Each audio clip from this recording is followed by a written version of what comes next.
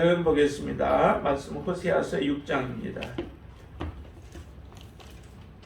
호세아서 6장 1절로 마지막까지의 말씀, 11절까지 말씀 우리가 함께 하나님의 말씀을 받겠습니다. 같이 읽습니다. 오라, 우리가 여호와께로 돌아가자. 여호와께서 우리를 찢으셨으나 도로 낫게 하실 것이요 우리를 씻으셨으나 싸매어 주실 것임이라. 여호와께서 이틀 후에 우리를 살리시며 셋째 날에 우리를 일으키시리니 우리가 그의 앞에서 살리라. 그러므로 우리가 여호와를 알자. 힘써 여호와를 알자. 그의 나타나심은 새벽빛같이 어김없나니 비와 같이 땅을 역시는 늦은 비와 같이 우리에게 임하시리라 하니라. 에브라임아, 내가 내게 어떻게 하랴? 유다야, 내가 내게 어떻게 하랴? 너희의 인애가 아침 구름이나 쉬 없어지는 이슬 같도다. 그러므로 내가 선지자들로 그들을 치고 내 입의 말로 그들을 죽였노니 내 심판은 빛처럼 나오니라. 나는 인애를 원하고 제사를 원하지 아니하며 번제보다 하나님을 아는 것을 원하노라. 그들은 아담처럼 언약을 어기고 거기에서 나를 번역하였느니라. 길르앗은 악을 행하는 자의 골이라. 피 발자국으로 가득 찼도다. 강도 때가 사람을 기다림같이 제사장의 무리가 세겜길에서 살인하니 그들이 사악을 행하였느니라. 내가 이스라엘 집에서 가증한 일을 보았나니 거기서 에브라임은 음행하였고 이스라엘은 더럽혀졌느니라. 또한 유다여, 내가 내 백성의 사로잡힘을 돌이킬 때에 내게도 출소할 일을 정하였느니라. 아멘. 이 호세아서를 통하여서는 정말 하나님의 사랑이 얼마나 큰가라고 하는 것을 이 메시지를 통하여서 우리가 깨닫게 되어지기를 바랍니다. 이스라엘 백성들은 호세아를 통하여서 하나님의 말씀을 외치는데도 이스라엘 백성들이 하나님 앞에 돌아오지를 않습니다. 우리가 전체적인 내용에서도 보았듯이 이스라엘 백성들은 외치면 외칠수록 더욱더 하나님에게서 멀리 나아가고 하나님을 더 대적하는 이러한 일들을 행합니다. 그럼에도 하나님께서는 그들을 사랑하시고 그들을 회복하겠다라고 하시는 하나님의 메시지를 주시는 그 모습을 보면서 하나님의 사랑이 얼마나 큰지를 우리가 깨닫게 되어지길 바랍니다. 한번 우리가 실수하면 그 실수로 모든 것이 끝나는 것이 아니라 하나님은 기회를 주신다라고 하는 거죠. 기회를 줄 때 그 기회를 포착하고 하나님의 은혜 가운데로 하나님의 품으로 나아가는 그러한 지혜가 우리에게는 필요하죠. 보통 우리가 죄를 범하게 되면 하나님 앞에 나오기가 점점 꺼려지기도 하지만은 그러나 그럴 때일수록 사단이 우리에게 속삭이는 그 속삭임을 뿌리치고 하나님께로 나오는 지혜가 필요한 줄로 믿습니다. 오늘 6장 1절에서 이렇게 말합니다. 호세아는 오라, 우리가 여호와께로 돌아가자라고 말씀합니다. 여호와께로 돌아가야만 합니다. 여호와께 길이 있죠. 다른 길이 우리가 찾는 길인 줄로 생각하고 가지만 그 길은 우리가 원하는 길들이 아니에요. 오직 여호와께 나아갈 때에 그곳에 구원이 있고 그곳에 생명이 있고 그곳에 해결점이 있다라고 하는 것을 여러분들은 믿으시기를 바랍니다. 이스라엘 백성들이 하나님의 말씀을 외치는데도 돌아오지 않냐고 점점 악을 행하는 그들을 향하여서 호세아는 권면합니다. 여호와께로 돌아가자라고 하는 거예요. 왜 그런가요? 거기에 이유를 이렇게 얘기해요. 여호와께서 우리를 찢으셨으나 도로 낫게 하실 것이라는 거죠. 찢으시기도 하시고 낫게도 하시는 분. 하나님의 그 속성 가운데는 항상 두 가지가 있죠. 하나님이 심판을 베푸실 때에도 하나님은 긍휼을 거두시지 않으십니다. 항상 심판과 긍휼이 같이 임하죠. 하나님은 심판하셨다가도 하나님은 다시 회복을 하실 수 있는 분이 하나님이세요.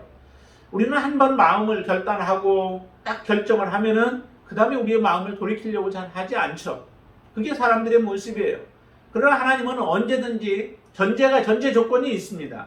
회개할 때에, 그가 진정으로 회개할 때에, 하나님 앞에 제대로 돌아올 때에 하나님은 그를 받으신다는 거죠.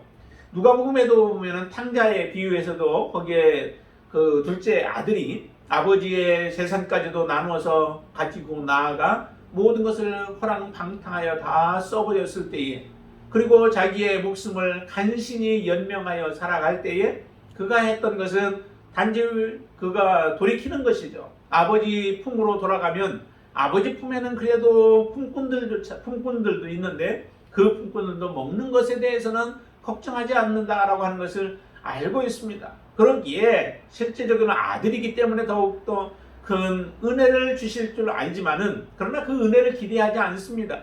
단지 아버지께 돌아가서 나의 잘못된 부분들을 아버지께 용서를 구하고 품꾼의 하나와 같은 모습으로라도 있기를 원하는 그 마음이 사실 죄를 범했던 하나님의 자녀들이 하나님 앞에 가지는 그런 마음들이기도 하죠. 하나님 앞에 나아갈 용기도 없고 자격도 없습니다. 그렇지만은 하나님 앞에 가서 하나님의 자비와 긍휼을 구하며 하나님의 도우심을 구하며 나아가는 그들을, 상한 심령으로 나오는 그 심령들을 하나님은 받아주신다는 거죠. 아들이 돌아올 때에 아버지 앞에 서기가 얼마나 부끄럽겠습니까? 얼마나 아버지 앞에 서는 것이 힘들겠습니까? 그러나 그가 오는 모습을 보고, 모습만 보고서도 이전의 모습과 모습이 완전히 돌아올 때의 모습이 달라졌는데도 불구하고 아버지는 그 모습을 알게 되어지죠. 그를 맞이하고 기꺼이 맞이하고 오히려 죽었던 아들이 돌아온 것 같은 기쁨으로 그를 맞이하는 이 마음을, 하나님의 마음이 바로 그와 같은 마음인 것을 우리가 알고 하나님 앞에 혹시라도 우리가 실수하여 범죄할지라도 바로 이 자비의 하나님, 긍휼의 하나님을 기억하고 하나님께 돌아가는 것, 그것이 바로 우리가 해야 할 일이라는 거죠. 우리를 찢으시는 그런 경우도 있다는 거죠. 찢으셨으나 그러나 그 다음에 낫게 하시는 분도 하나님이시다라고 하는 거예요. 믿으시죠? 정말 우리를 찢으시는 때도 있어요. 왜 찢으시나요? 그 찢으시는 이유가 우리를 멸망하기 위한 목적이 아니죠. 하나님이 우리를 찢으시고 또한 하나님께서 우리를 치시는 이유는 우리로 하여금 돌이키기를 원하시는 하나님의 마음이 있기 때문에 그렇습니다. 우리가 저번에 보았던 그 5장 마지막 15절에서도 이렇게 얘기를 하죠. 그들이 그 죄를 뉘우치고 내 얼굴을 구하기까지.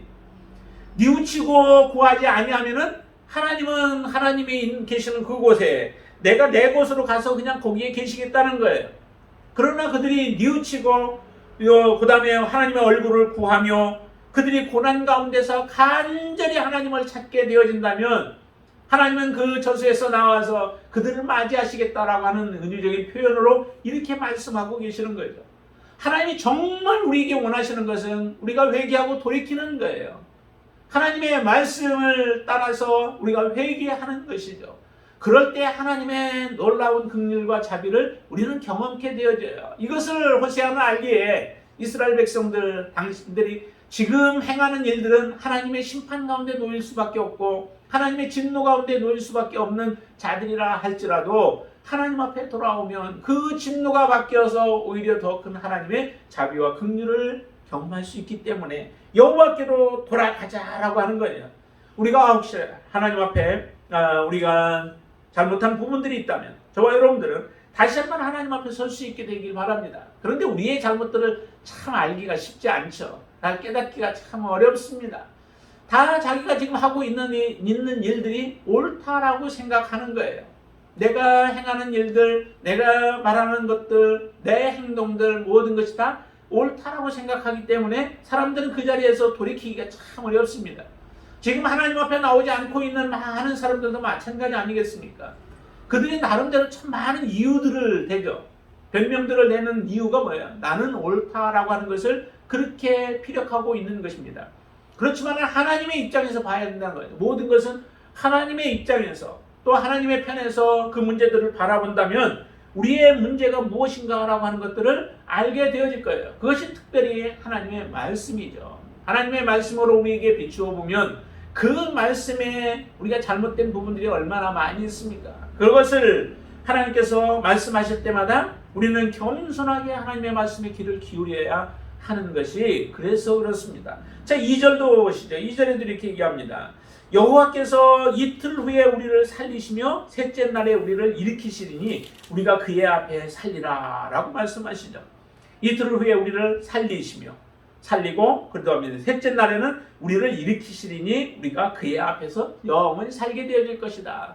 어떤 이스라엘 백성들의 삶 가운데 역사 속에서 이와 같은 일들이 일어났을 수 있지만은 조금 더 하나 더 나아간다면은 영적인 부분에서 주님께서 3일 만에 다시 살아나셨던 그 부활의 모습을 통하여 모든 사람들 죄 가운데 죽어가고 있던 자들이 예수 그리스도로 말미암아 살리심을 받고 영원히 하나님의 나라에서 살게 되어질 것에 대한 그러한 비전도 우리에게 이 말씀을 통하여서 주시게 되어지죠.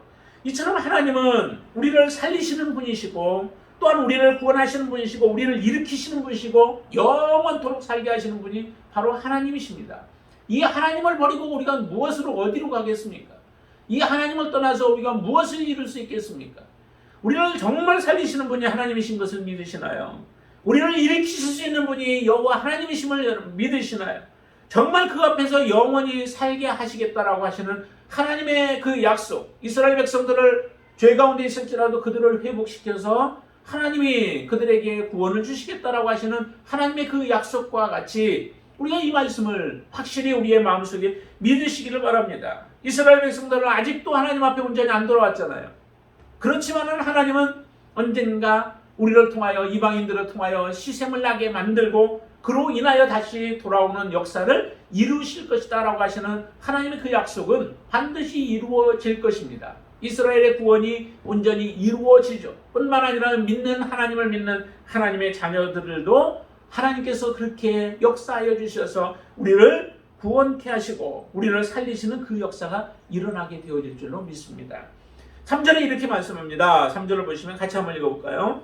그러므로 우리가 여호와를 알자, 힘써 여호와를 알자. 그의 나타나심은 새벽빛같이 어김이 없나니 비와 같이 땅을 적시는 늦은 비와 같이 우리에게 임하시리라 하리라. 그러죠? 여호와를 우리가 알자. 그리고 힘써 여호와를 알자라고 얘기해요. 여호와께 돌아가는 것과 여호와를 아는 것 같은 의미들이죠. 여호와를 정말 우리가 제대로 알면 여호와께 돌아가지 않고는 견딜 수 없죠. 여호와를 우리가 잘 모르기 때문에 하나님께 돌아가지 못하는 거예요.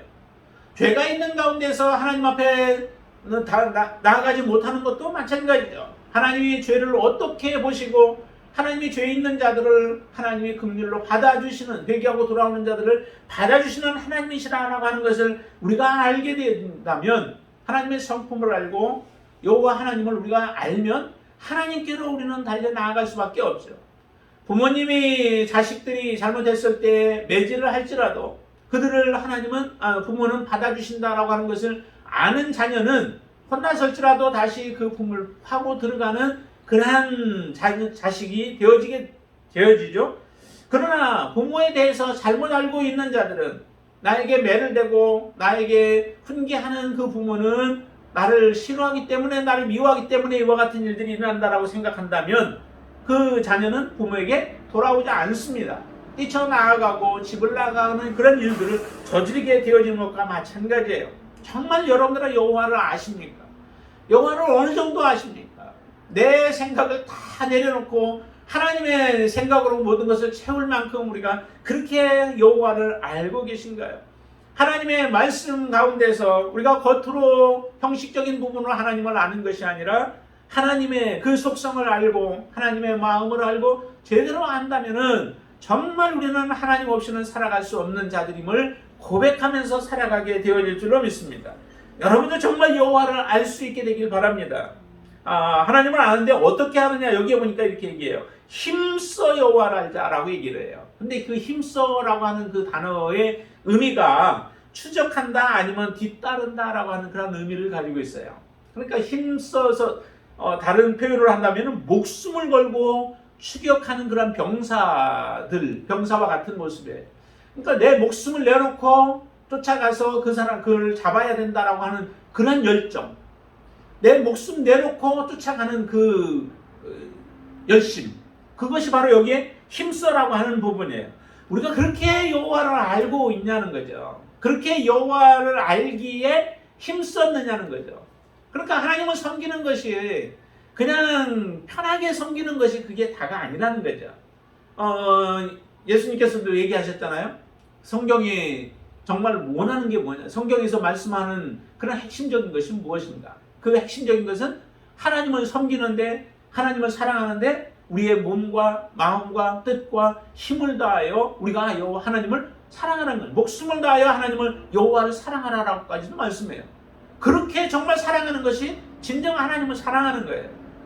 그러니까 하나님을 사랑한다라고 하는 것 안에 보면은 우리의 믿음도 마찬가지죠. 믿음이라고 하는 것이 그냥 단지 믿습니다라고 하는 것, 그 말하는 것으로 믿음이 아니라 그 믿음에는 모든 것이 다 들어가 있죠. 우리의 행동도 들어가 있고요, 우리의 의지도 들어가 있고, 모든 것이 다 하나님의 뜻에 굴복하고 순종하는 게 그게 믿음이죠. 하나님을 사랑한다 하면서 내 뜻을 주장하는 것은 그건 사랑하는 것이 아니죠.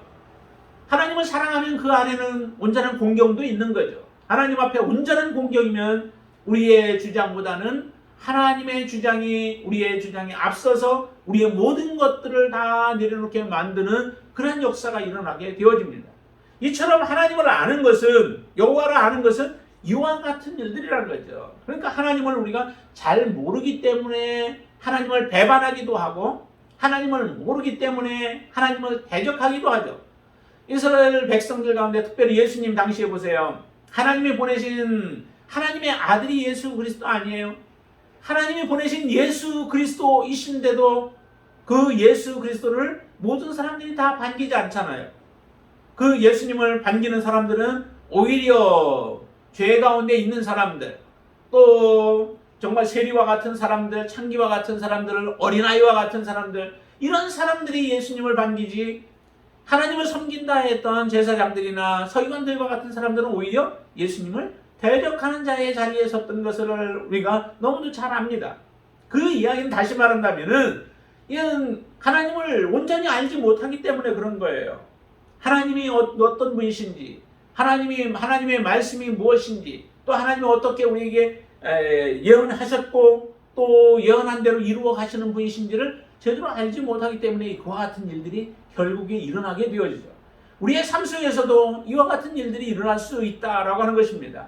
하나님을 알되 온전하게 힘써서 여호와를 알아가지 않는다면 우리가 평생 하나님을 섬긴다라고 하면서 실제적으로 하나님이 아닌 내가 세워놓은 우상을 섬기며 내가 세워놓은 하나님을 섬기고 내가 생각하는 예수 그리스도를 섬기는 그런 어리석은 삶을 살아갈 수 있게 되어진다라고 하는 것입니다. 그렇기 때문에 우리는 하나님의 말씀에 기초하여서 여호와를 힘써 알아가는 자가 되어져야 될 줄로 믿습니다. 여러분들 그렇게 되어져서 정말로 하나님과 하나가 되어지고 하나님의 마음이고 우리의 마음이 되어져서 하나님과 늘 통행하며 살아갈 수 있는 아름다운 인생이 되어질 수 있기를 주님의 이름으로 축원을 드립니다. 자, 거기에 보면 이렇게 얘기하죠. 하나님을 알아야 하는데 그 하나님은 어떤 분이신가? 여기에 표현은 이렇게 나와요. 그에 나타나셨지만 새벽빛까지 어김이 없다라고 하는 거죠. 하나님은 어김이 없어요. 하나님은 한치도 착오가 없이 행하시는 분이 여호와 하나님이신 줄로 믿습니다. 하나님은 우리에게 의를 행하는 자들에게는 반드시 하나님이 나타나시고 그들에게 하나님은 의인들을 구원하시는 그런 역사가 일어나죠. 또 반면에 죄를 행하는 자들에 대해서는 반드시 하나님의 심판이 있죠. 하나님의 심판과 하나님의 구원이 동시에 일어나요. 그러니까 그것이 이게 섞여지지 않는다는 거죠. 하나님의 심판은 반드시 이루어져요. 그렇기 때문에 우리가 죄 지은 것에 대해서는 하나님의 심판이 이루어질 수밖에 없다라고 하는 것을 우리는 깨달아야 되죠. 그러면 우리는 죄를 지을 수 없습니다. 죄를 가까이 할 수 없는 거죠. 하나님이 죄를 미워하시는 것처럼 우리도 그 죄를 미워해야 되죠. 이게 바로 하나님과 함께 살아가는 삶의 모습이에요. 하나님을 아는 사람이 그와 같은 삶을 살아갈 수 있게 되어지는 거예요.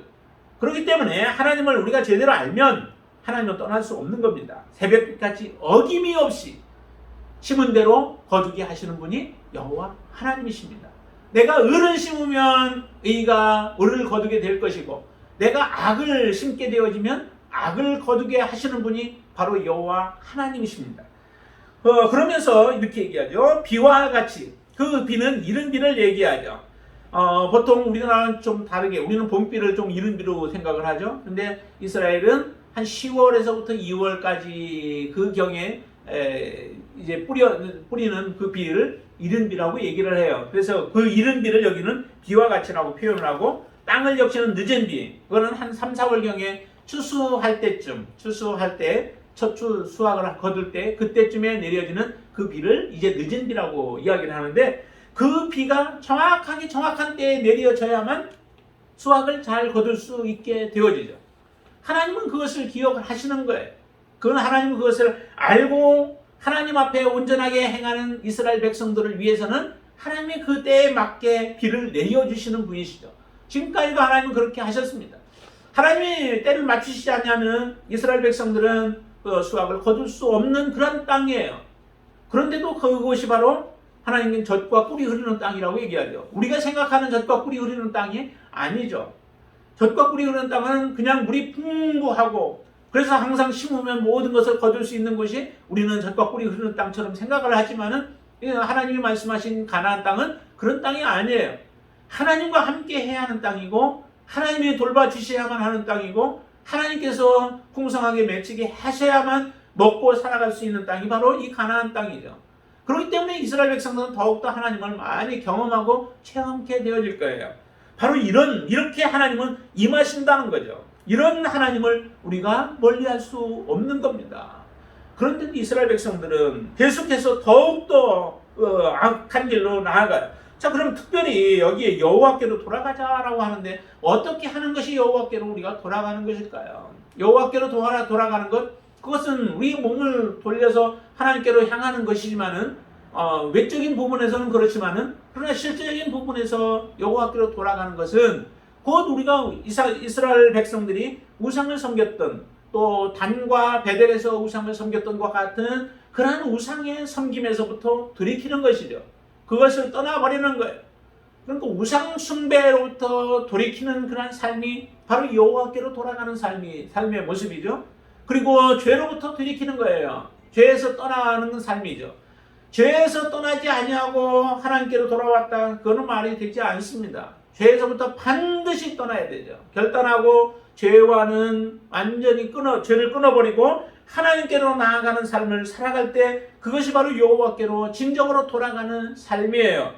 그리고 또 하나는 우리가 좀 더 적극적으로 본다면은 공의와 의를 행하는 삶이에요. 거기에 4절 말씀에 이렇게 얘기해요. 4절 말씀에 한번 보세요. 에브라임아, 내가 내게 어떻게 하랴? 유다야, 내가 내게 어떻게 하랴? 너희의 인애가 아침 구름이나 쉬 없으시는 이슬 같도다 라고 얘기를 하죠. 하나님이 원하시는 삶이 어떤 삶입니까? 하나님이 원하시는 삶이 실제적으로 이 인애의 삶 아니겠어요? 하나님을 사랑하고 또한 사람들을 사랑하는, 이웃을 사랑하는 삶, 그 삶이 성경에서 우리에게 말씀하시는 계명이기도 하지만, 또한 실제적으로 이스라엘 백성들이 살아내야 할 삶의 모습이기도 한 것입니다. 그런데 하나님이 기대했던 인애의 삶은 여기에 표현으로는 아침 구름과 같대요.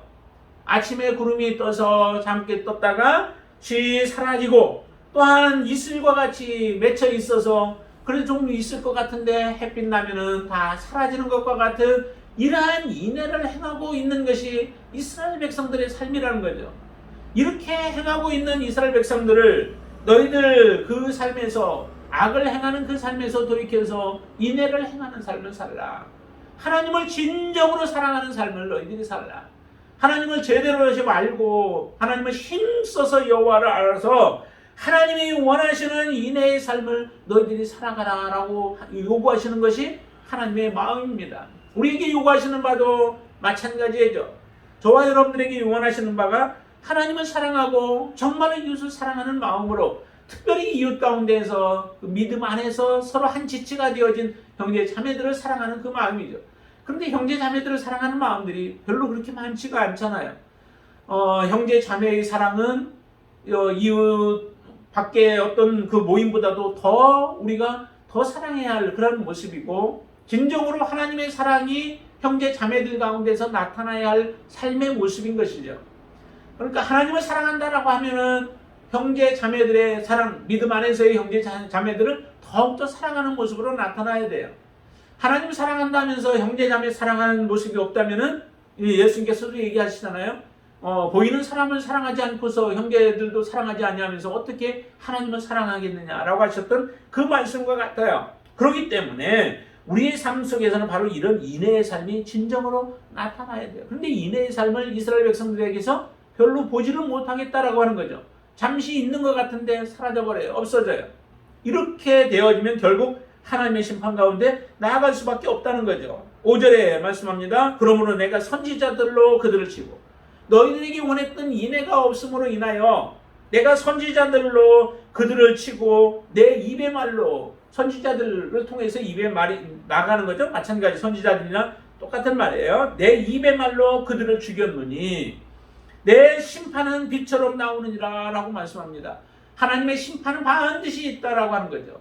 너희들이 인애를 행치 않냐는 삶 가운데는 하나님의 심판이 너희들에게 임할 수밖에 없다라고 하는 것을 그대로 말씀하세요. 여러분들 안에 진정으로 이런 인애의 삶이 드러날 수 있기를 바랍니다. 그렇게 행할 수 있게 되기를 바랍니다. 곧 이것은 나를 위한 것이기도 해요.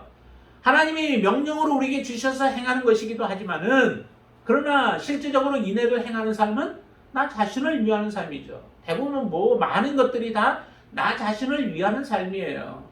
누군가에게 그 복음 전하러 나갔을 때 사람들에게 전도자들에게 예수님께서 말씀하시잖아요. 어느 집에 들어가거든 너희는 그 집을 위하여서 평안을 빌라라고 하는 거예요. 그들을 집안을 위하여서 축복을 빌라는 거예요. 근데 그 축복이 그 가정을 위한 축복이 되어지기도 하지만은 그 축복이 나를 위한 축복이 되어지기도 한다는 겁니다. 그 가정이 정말 축복에 합당한 삶을 살고 축복을 받을 만한 가정이 되어진다면 당연히 그 가정이 축복이 되어져서 내 빈 복이 그 가정에 이루어지지만 이루어지지 않은 합당하지 않냐면은 그 축복은 곧 축복을 빈 너희들에게로 돌아가게 될 것이다 라고 말씀을 하시지 않습니까? 우리가 인애를 행하는 것 마찬가지입니다. 다른 사람에게 인애를 행함으로 인하여서 그 인애는 곧 내게 돌아오게 되어지죠. 6절에 말씀합니다. 6절 보세요. 나는 인애를 원하고 제사를 원하지 아니하며 번제보다 하나님을 원하는 것을 원하노라 라고 말씀합니다. 인애를 하나님이 원하신대요. 무엇보다도 더 제사보다도 더 하나님은 인애를 원하신대요. 오늘날로 말한다면 예배보다도 어떻게 보면 하나님께서 더 인애를 원하신다는 거죠. 우리의 삶에 배어있는 인애의 삶, 그 삶이 하나님 앞에 제사 드리는 것보다도 더 귀한 모습으로 하나님을 기쁘시게 하는 것이죠. 그러니 우리의 삶과 예배와는 떼어놓을래야 떼어놓을 수 없는 거예요. 그것이 떨어진다라고 하는 것은 곧 내가 믿음의 삶을 살지 않고 있는 것과 동일한 모습입니다. 내가 하나님을 진정으로 믿고 살아가고 있다라고 하면은 하나님의 말씀이 내 안에서 자동적으로 자연스럽게 이루어져 내는 삶을 살아가는 것, 그것이 진정한 하나님이 원하시는 믿음의 삶이고 사랑의 삶이고 하나님께서 원하시는 의의 삶의 모습인 것입니다. 여러분들의 삶에서는 무엇이 자연스럽게 나오나요? 우리가 통제하지 않고 절제하지 않으면은 그 거룩하지 못한 더러운 모습들이 혹시 우리의 삶에서 터져 나온다면은 그것은 우리가 지금 아직 하나님 앞에 온전하지 못한 삶을 살아가고 있는 모습이에요. 인애를 원하고 제사를 원치 않는다. 인애는 보통 삶 속에서 나타나는 삶의 모습들 아니겠습니까? 제사는 특별히 구별된 곳에서 당시에 보면은 특별한 곳에서 하나님을 의식하고 드려지는 예배가 바로 이 제사의 모습이지만 인애는 보통의 삶 속에서 그대로 나타나는 거예요. 아브라함 보세요. 아브라함이 지나가는 그런 천사를 대접할 때에도 그 천사를 하나님으로 생각하지 않잖아요. 그냥 지나가는 사람이에요. 당연히 다른 사람이 지나가도 아브라함은 그와 같은 모습으로 섬겼을 거예요. 그렇게 섬겼던 삶이 천사를 대접하는 그런 역사가 일어나지 않습니까? 그러나 악한 사람들은 지나간 사람들 대접하지 않아요. 그 사사기 마지막 뒤에 보면은 그 끔찍한 사건들이 일어나고 했던 그 일들도 왜 그런 일들이 일어났어요? 미리미리 밝을 때 사람들이 데려갔더라면 그와 같은 일들이 일어나지 않았을 거예요. 사람들이 섬기는 삶이 없고 인애가 없고 사랑하는 마음이 없는 겁니다. 이러다 보니까 모든 문제들이 이제 발생되어지듯이 우리의 삶에 진정한 그 인애의 삶이 저희와 여러분들의 삶 속에서 나타날 수 있게 되길 바랍니다. 제사보다도 더 하나님이 원하신대요. 제사를 원하지 않는 게 아니죠. 제사도 하나님이 얼마나 원하세요. 그러나 온전한 제사를 드릴 때 하나님이 기뻐하시는 것이지 형식적인 제사, 그런 제사들은 원치 아니하시는 겁니다. 그리고 또 하나님을 번제보다도 하나님을 아는 것을 원하신다라고 말씀합니다. 하나님을 아는 것이 얼마나 중요한, 하나님을 아는 것이 사실은 전부이기도 해요. 하나님을 알아야 우리가 온전하게 하나님을 섬길 수 있는 것이고, 하나님을 온전하게 섬겨야 그게 바로 우리의 온전한 믿음의 삶이 되어지기 때문에 그렇죠. 여러분들은 바로 이 하나님을 더욱더 하는 일에 힘쓸 수 있게 되어지기를 바랍니다. 예수님도 이렇게 말씀하셨어요. 마태복음 보면은 마태복음 한번 찾아볼까요? 마태복음 9장 한번 보세요. 이 호세아가 얘기한 것처럼 말한 것처럼 똑같이 그렇게 말씀하는데요. 9장 13절 말씀 보세요. 그 말씀을 예수님이 인용한 것처럼 보이죠. 자, 13절 말씀 보세요. 너희는 가서, 같이 읽습니다. 너희는 가서 내가 긍휼을 원하고 제사를 원하지 아니하노라 하신 뜻이 무엇인지 배우라. 나는 의인을 부르러 온 것이 아니요 죄인을 부르러 왔노라 하시니라. 그러죠? 다 많은 사람들은 자기들이 옳다라고 생각하고 죄인들, 세리와 죄인들에 대해서 정죄하지만 주님께서는 그러시지 않죠. 오히려 세리들과 이 죄인들, 그런 자들이라 할지라도 예수님은 긍휼을 베풀기를 원하신다는 거예요. 그들이 하나님 앞에 돌아올 수 있는 기회가 있고 그들이 회개하고 돌이키기만 한다면은 하나님의 자녀가 되어지고 백성이 되어지는데 자기들이 보는 겉모습으로 사람들을 판단하고 정죄를 해버려요. 그래서 저들은 구원받지 못할 자들이라 생각하고 우리만 구원받으리라고 하는 교만함을 가지고 있는 자들을 향하여 주님은 이렇게 말씀하셔. 내가 긍휼을 원하고 제사를 원하지 아니하노라 하신 뜻이 무엇인지를 너희들은 알기를 원한다라고 하는 거예요. 정말 우리의 마음속에 애타는 마음들, 그리고 같이 우는 자들과 함께 울어줄 수 있는 마음이 있어야 되고, 또 하나 고통당하는 자들과 함께 고통을 당하며 그곳에서부터 헤어나올 수 있도록 베푸는 그런 긍휼의 삶을 원하시는 겁니다. 아무리 원수의 그 짐승이라 할지라도 짐승이 만약에 빠져 있으면 그 짐승을 뭐하라고 그래요? 건져주라는 거죠. 그런데도 사람들은 원수의 짐승과 같은 경우는 그렇게 행할지라도 지금 사람에 대해서, 지금 세리들과 죄인들의 경우는 얼마나 하나님의 자비와 긍휼이 더 필요한 자들이겠습니까? 그들을 하나님께로 인도하는 그 일들을 행해야 되죠. 하나님을 만나게 해야 되고 하나님을 사랑할 수 있는 자들로 그들을 인도하는 그 삶을 살아야 할 자들이 오히려 그들을 정죄하며 하나님으로부터 하나님께 가까이 가지 못하도록 만들고 있는 이들은 너희들이 하나님의 자녀라고 하지만 하나님의 진정한 자녀가 아니라고 하시는 예수님의 그 말씀들을 우리가 본다면 우리의 삶 속에 정말로 인애를 행하는, 그리고 많은 사람들이 하나님께로 돌아올 수 있도록 우리가 행해야 하는 그 일들을 우리가 진정으로 하나님의 자녀로서 해야 할 일들인 줄로 믿습니다. 이렇게 그 다음에 말씀합니다. 그들의 삶의 모습이 얼마나 악이 많았는지요. 자, 7절부터 한번 보세요. 7절부터 9절까지 한번 보세요. 그들은 아담처럼 언약을 어기고 거기에서 나를 반역하였느니라. 길르앗은 악을 행하는 자의 거울이라. 피 발자국으로 가득 찼도다. 강도떼가 사람을 기다린 같이 제사장의 무리가 세겜 길에서 살인하니 그들이 사악을 행하였느니라 라고 말씀합니다. 비유적으로 표현한 부분이겠죠. 길르앗은 요단 동편 땅들이죠. 두 지파 반, 이스라엘의 두 지파 반이 그곳에서 머물러 살아갔던 그 길르앗 땅이 악을 행하는 자의 고울과 같은 모습으로 완전히 악으로 가득 찬 그런 지역이 되어져 버리고 피 발자국으로 가득 찼다라고 이렇게 표현합니다. 또 강도떼들처럼 제사장들의 무리가 이와 같이 악을 행하는, 가증한 일들을 행하고 있는 게 이 제사장들의 삶의 모습이라는 거예요. 그러니 어디에 무슨 기대를 할 수 있겠어요? 제사장들조차도 이처럼 악을 행하는 무리들 가운데 있고 더욱더 악을 앞장서서 행하고 있는 모습들인데 이스라엘 백성들이 어떻게 헤어나올 수 있겠습니까? 하나님의 진노와 심판이 임할 수밖에 없는 그러한 모습들 아니겠어요? 10절에도 보세요. 내가 이스라엘 집에 가증한 일을 보았나니 거기서 에브라임은 음행하였고 이스라엘은 더럽혀졌다. 해서 음행과 더럽혀진 일들을 계속 행하고 있는 이스라엘을 향하여 그래도 하나님은 아직도 하나님의 자비와 긍휼을 멈추지 아니하시고 또 버리지 아니하시고 그들을 향하여 외치시는 겁니다. 돌아오기를 외치시는 거죠. 하나님이 우리에게 이와 같은 자비와 긍휼로 우리를 기다려 주셨고 인내하셨고 지금까지 함께 하셨기 때문에 우리가 지금 하나님 앞에 서 있는 줄로 믿습니다. 우리는 항상 그래서 뒤돌아 봐야 돼요. 하나님의 크신 은혜가 있었고 자비가 있었고 은총이 있었기 때문에 우리가 이 자리에 섰다면은 이제 예수 그리스도의 작은 예수 그리스도가 되어져서 예수 그리스도의 삶을 우리가 살아가는 이타적인 삶을 살아가게 되어질 때에 하나님은 우리를 하나님의 자녀라 부르시기를 하나님은 기뻐하실 줄로 믿습니다. 모든 불의를 버리고 이제 돌이켜서 우리를 통하여 한 영혼이라도 더 주님 앞에 나오게 할 수 있는 그러한 인내의 삶을 살아갈 수 있게 되어지길 바랍니다. 우리가 하나님께로 더욱더 가까이 나아갈 수 있게 되길 바랍니다. 여호와께로 돌아가자. 다시 말하면 우리가 온전한 복음 가운데 바르게 서는 삶이 여호와께로 돌아가는 삶이기도 해요.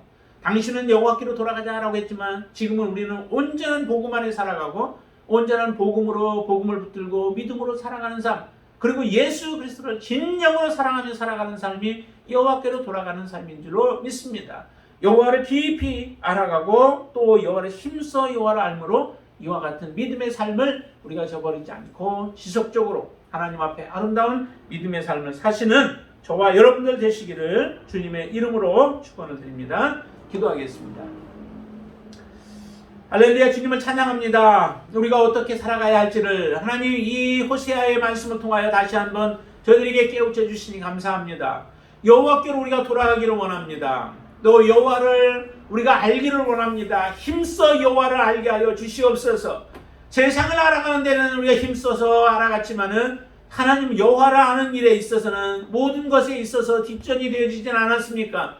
이제 여호와를 아는 일에 우리가 힘써서 우리의 목숨을 다하여 하나님을 알아가는 삶이 되어지도록 역사하여 주시옵소서.